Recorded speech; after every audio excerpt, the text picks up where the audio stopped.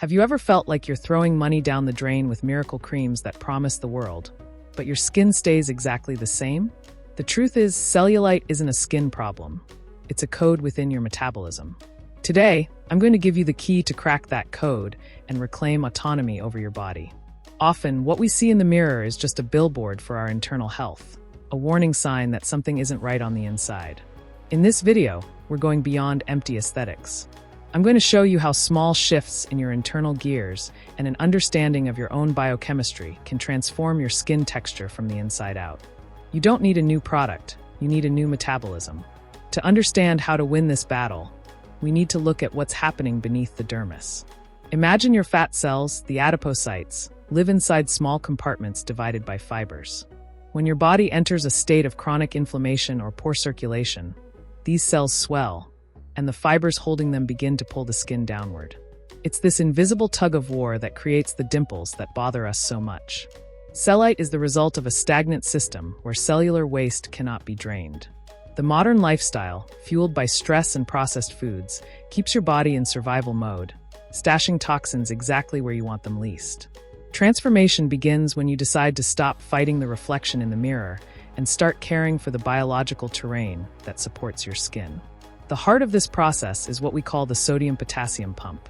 It's the gatekeeper that decides what enters and exits your cells.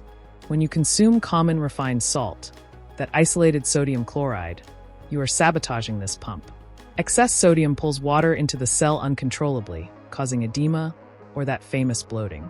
On the other hand, using unrefined salt or Himalayan pink salt, which contains over 80 minerals, restores balance. The magnesium and potassium found in these natural salts help flush out excess fluid and de-inflame the tissue.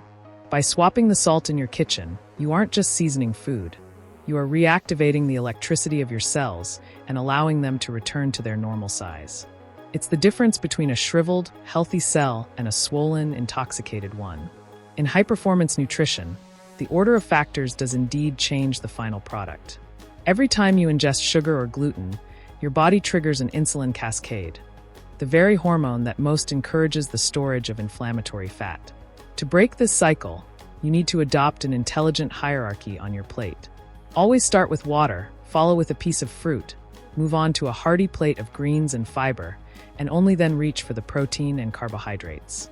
This sequence creates a filter that blunts the impact of sugar on your blood. Furthermore, we need to talk about the hidden enemies, dairy and deli meats.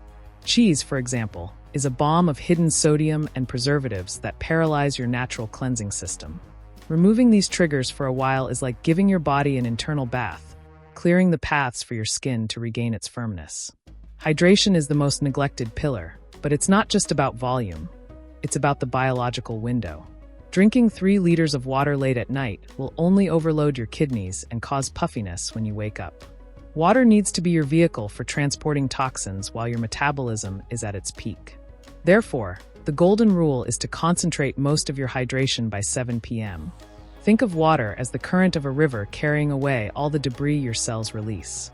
If you don't provide this vehicle during the right hours, the waste stays put, causing more inflammation and more cellulite. Drinking the right amount, strategically distributed throughout the day, is the cheapest and most efficient lymphatic drainage treatment in existence. No metabolic change is complete without movement.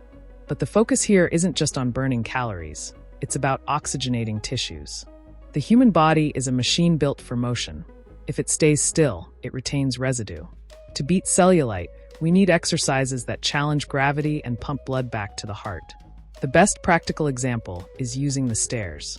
When you climb steps, you activate your calves, which act as our second heart.